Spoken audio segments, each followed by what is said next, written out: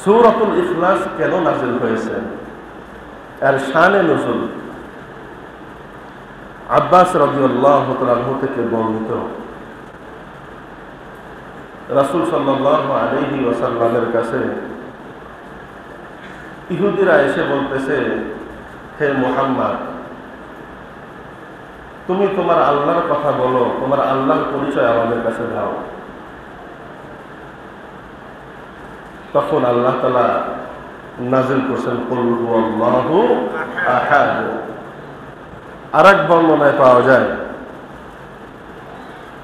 উবাই ইবনে কাব রাদিয়াল্লাহু তাআলা থেকে বর্ণিত, রাসূল সাল্লাল্লাহু আলাইহি ওয়াসাল্লামের কাছে মুশরিকরা এসে বলতেছে, হে মুহাম্মদ, তুমি তোমার প্রভুর কথা আমাদের কাছে বলো, আমাদের এত এত প্রভু, সব প্রভুর কথা তুমি নিষেধ করো, তুমি তোমার প্রভুর কথা বলো, তো তোমার প্রভুর পরিচয়টা দাও, তোমার প্রভুর পরিচয় কি? তো আল্লাহ তাআলা কোরআন নাযিল করতেছেন, বলতেছেন, কুল হুয়াল্লাহু আহাদ আল্লাহুস সামাদ লাম ইয়ালিদ ওয়া লাম ইউলাদ ওয়া লাম ইয়াকুল লাহু কুফুয়ান আহাদ। আল্লাহ তাআলা জানাইয়া দেয়, হে নবী, আপনি মুশরিকদেরকে জানাইয়া দেন, কুল হুয়াল্লাহু আহাদ, আল্লাহ এক। আল্লাহু আকবার। আল্লাহ তাআলা কোরআনের ভিতরে বলেন, আল্লাহু লা ইলাহা ইল্লা হুয়াল হাইয়ুল কাইয়্যুম। আল্লাহু আকবার। আল্লাহ তাআলা জানাইয়া দেয়, আল্লাহু লা ইলাহা ইল্লা হু, আল্লাহ ছাড়া কোনো মাবুদ নাই, আল হাইয়ুল কাইয়্যুম, আল্লাহ তাআলা হলো সব সময় জীবিত, যার কোনো নিন্দা নাই, যার কোনো গুণ নাই, লা তাখুযুহু সিনাতুন ওয়ালা নাওম।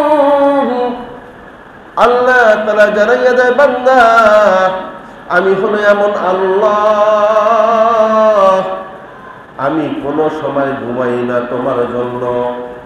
বান্দা, তুমি ঘুমাইয়া আছো, শরীর ক্লান্ত, জাগতে পারতেছো না, ঘুমাইয়া যাও, কিন্তু আমি আল্লাহ তোমাদের জন্য, আমি আল্লাহ ঘুমাই না। বান্দা, তুমি ঘুমাইয়া গেলে তোমার নাক খোলা থাকে, তোমার কান খোলা থাকে, তোমার নাকের ভিতর দিয়ে, কানের ভিতর দিয়ে যেন মশা মাছি না যায়, বিচ্ছু না যায়। আমি আল্লাহ যদি ঘুমাইয়া যাই, তোমার নাকের ভিতর দিয়ে যদি বিচ্ছু যায়, তোমার নাকের ভিতর দিয়ে যদি মশা মাছি যায়, এগুলাকে ঠেকাইবে তোমাদের টেনশনে, তোমাদের জন্য আমি আল্লাহ ঘুমাই না। আল্লাহু আকবার। বান্দা, তুমি আমাকে চেনো না। আল্লাহ তাআলা বলেন, হুয়াল্লাহুল্লাযী লা ইলাহা ইল্লা হু। আল্লাহু আকবার। আল্লাহ তাআলা জানাইয়া দেয়, বান্দা, আল্লাহ ছাড়া কোনো মাবুদ নাই, আলিমুল গায়বি ওয়াশ শাহাদাতি হুয়ার রহমানুর রহিম। বান্দা, তুমি আলিমুল গায়বি ওয়াশ শাহাদা, সামনে পিছনে যা কিছু করো, গায়েব যা কিছু আছে, সব কিছুর ইলম আছেন কার কাছে? আল্লাহর কাছে। বান্দা, তোমার জন্য কোনো ক্ষতি না হয়, আমি সব সময়, আমি আল্লাহ তোমার জন্য ফেরেশতা, আমি আল্লাহ নিজে নিযুক্ত হয়ে গেছি। আল্লাহু আকবার।